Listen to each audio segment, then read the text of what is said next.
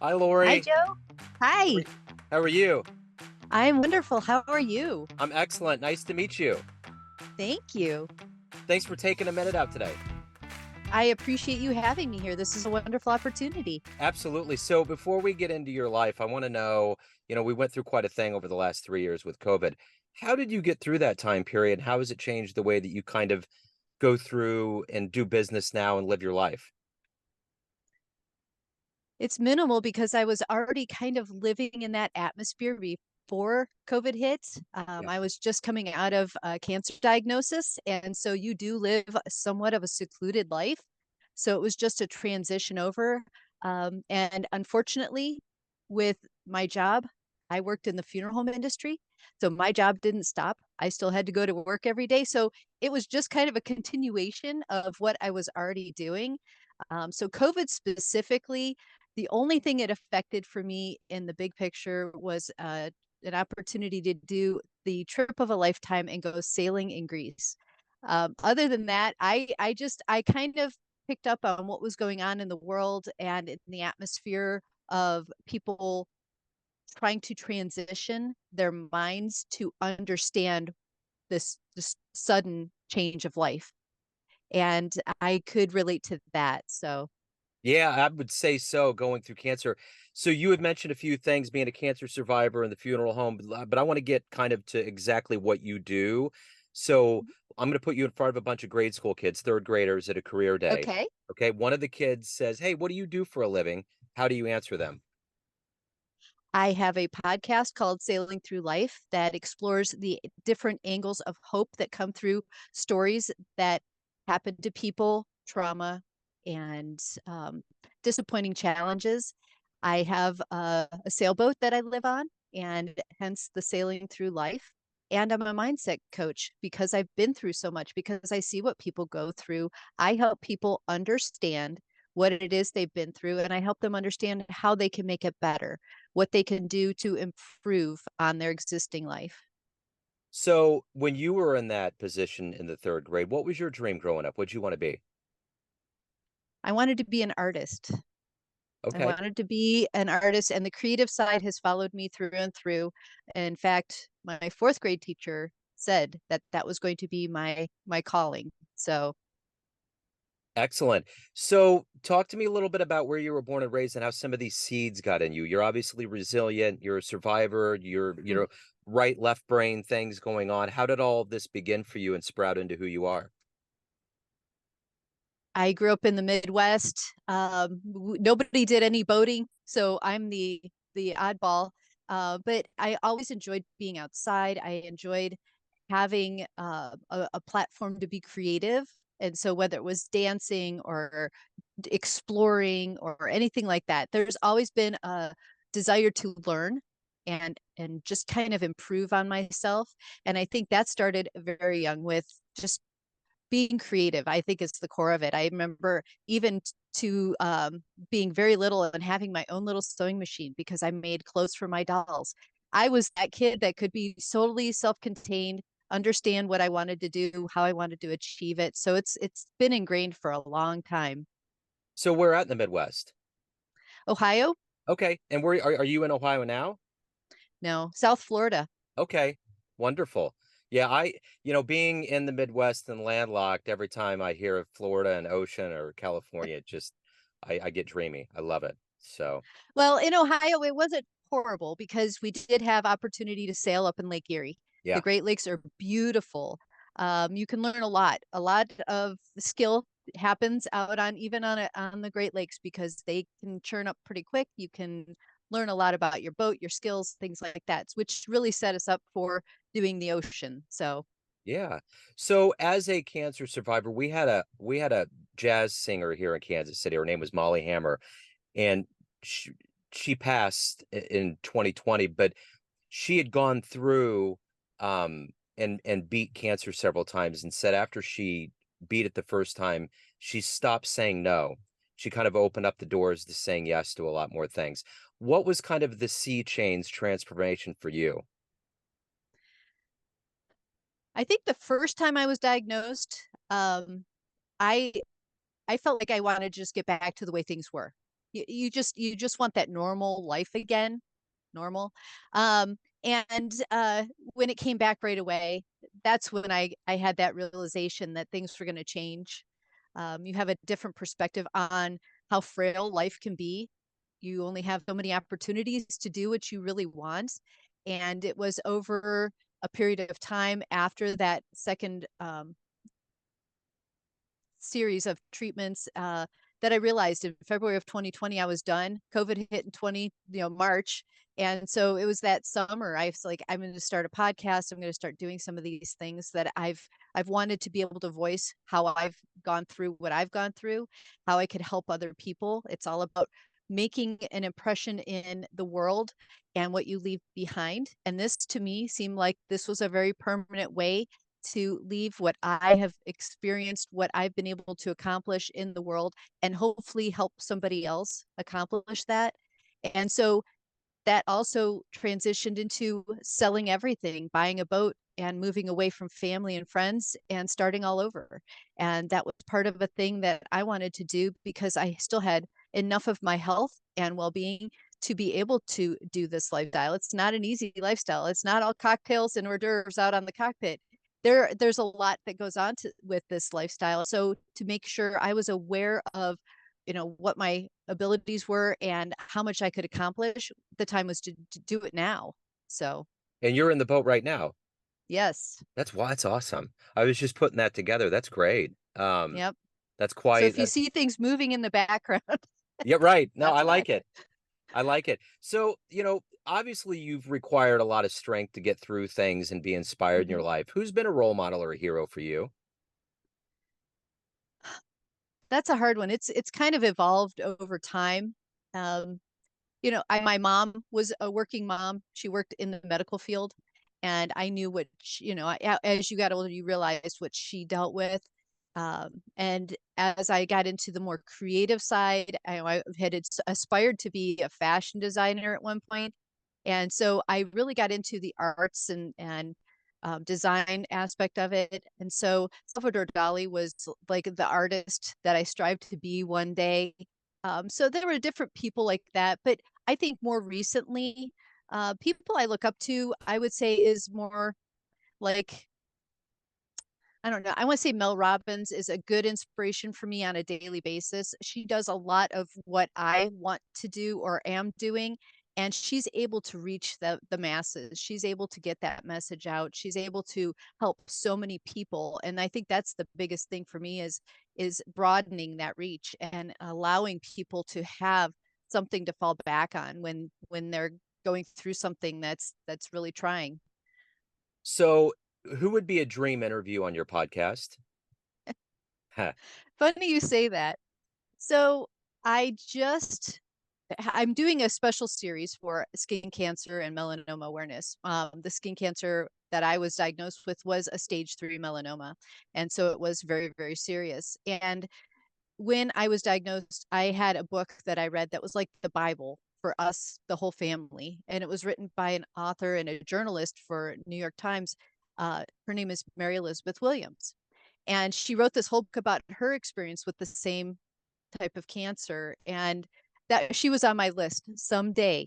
And when I did this series, I reached out to her and she said, absolutely, I will be a guest on your show. So I was like, okay, tick that one off. There's a couple of them that are not anybody that is super celebrity, but people that had a lot of meaning to me, and to have that come full circle, to see that I've gotten to the point where I can connect with those people, I think has been the bigger achievement for me. It's just, it was so unreachable at one point. And then when it happens, you think, wow, I've already made it to this point and this is incredible. So the list keeps evolving. Yeah, so we'll see. I'm just still in awe of even having that moment. So So, what is the motivator for you? What gets you up and moving every day and gets you to do what you want to do with your life? hope and of a better tomorrow, making a difference, connecting with people, being part of a community that supports each other. I think we got away from a lot of that when it was all about me, and what I'm going to achieve and what I'm going to do, and to find an opportunity to be around people, to have that connection to people, that you make a difference in someone else's life, just being you, that is incredible. It's not a matter of proving yourself or doing anything specific. It's just being you, being authentic, being who you desire, and knowing that people accept you the way you are. So you would mention working in a funeral home. Did being Yeah, that close to mortality and understanding how the book opens and closes, did that help yeah. you in your cancer I fight? was going through all that while working there, Hmm. and it was a challenge. I think the first time was more of the pull your boots on and get busy, you can do this kind of attitude. Second time was the the realization that life can end pretty quick. I started seeing people that were in my age range that had the same or similar cancers that were not here 3, 6, 9 months out. And so you do change your perspective. That'd be like somebody telling you, this is you in 9 months. You do make some changes. You do have a lot of reality, and you do see that. My role in the funeral home was helping people with the grief that they were dealing with. So there's the lending hand, the helping hand aspect of it. But it was also expediting things, working with the doctors, the coroner, things like that, that help people get through this faster to have that closure, because it is very traumatic. It is very grief inducing. It's something you can't explain until you've been through it. So obviously you sailed in Greece. I'm sure there's probably things that Uh, you I or didn't you get to go. Yeah. but you want but you do want to. That's Yes. definitely on this. So I guess Yeah. that's what I meant to say Okay. was so you have things that you obviously want to do, Hmm. especially now having a new relevancy for this reality. Let's say we talk in 5 or 10 years from now. What are you going to want to do? What is it on your list that you're looking forward to doing from here on out? A lot more traveling. That the time frame will allow us to do a lot more of that. Right now, we're kind of in limbo because, unfortunately, once again, I found out I will be doing this fight again, and so I have, some things that I will put on hold, and there will be other things that I expedite. But I definitely look forward to doing more traveling and having those experiences to share with others also, that even if this is what I'm going through, I'm still not giving up on what I had planned to do. So So what are you the proudest of that you've done in your life up to this point? I would say this, doing this show that I do, it's allowed me to speak to people I would have never had opportunity to. It's allowed me to share what I've been through, hopefully inspire or give someone hope if they're going through anything similar. It's been incredible. I didn't even think about it when I started this, that this would be the opportunity and I would do what I did. But I would say this, and the growth that's happened because of those opportunities within myself, I've been able to understand myself more. I've been able to grow in, like you were saying, the resilience side of things. That is something that has gotten me through a lot, and I just keep working on that. I keep trying to figure out, what is this day going to bring me? What am I able to do today that I wasn't able to do yesterday? What have I learned? How have I grown? And that is the biggest part of it. That's what I'm proud of, is that I put myself on the line. I've fought. I've done everything I possibly can to this point. I learn every day to make it better for tomorrow.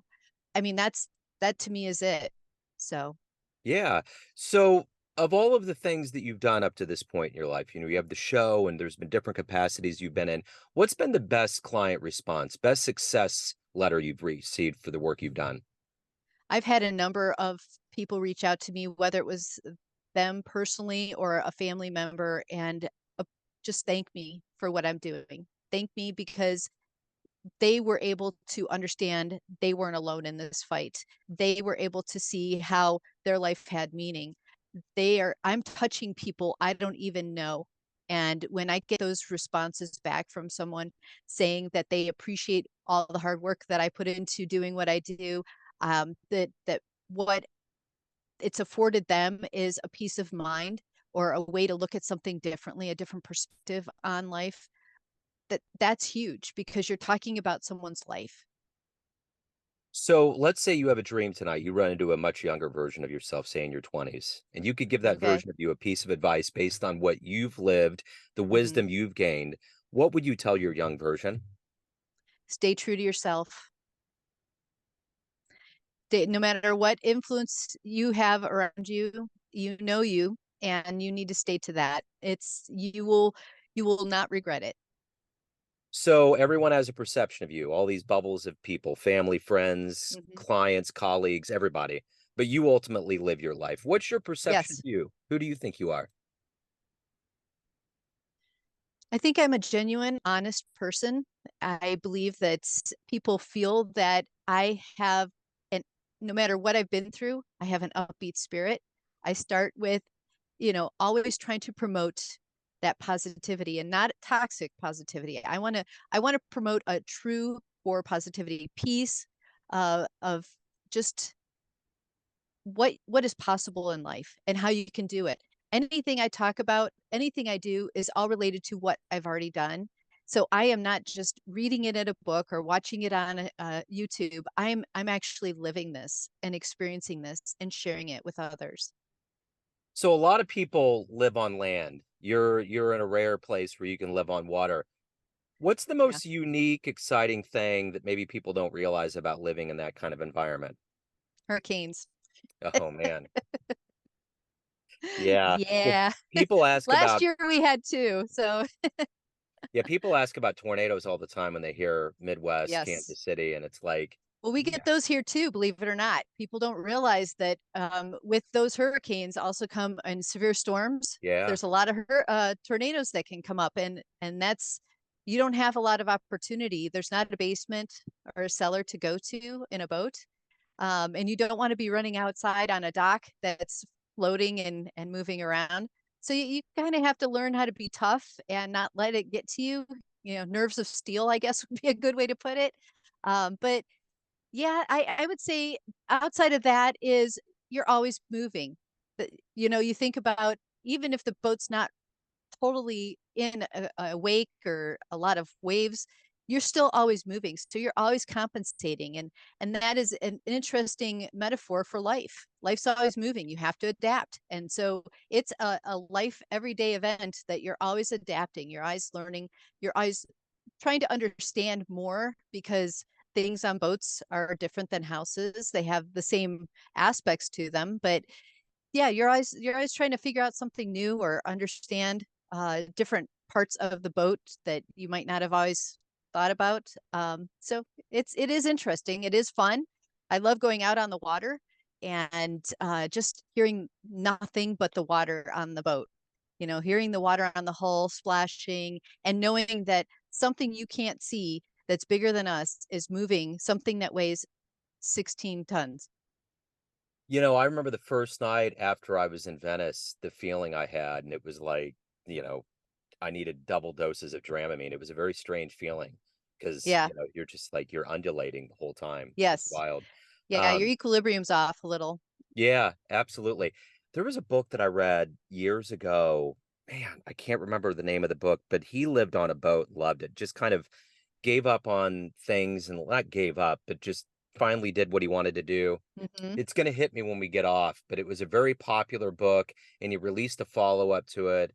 When I think about it, I'll send it over to you, but I always remember Okay. that and he was very famous too and no one could track him down and he was just like he was living his ideal life because he was kind Hmm. of like untraceable obviously prior to social media but anyway it's going to come to me and now I'm on a mission and I'll have an addendum I'll add it in the notes maybe it's going to hit me at a weird time but Yeah. um so if anyone out there wants to uh get learn more about your podcast, you anything about your timeline and story, Hmm. where's the best place for them to go?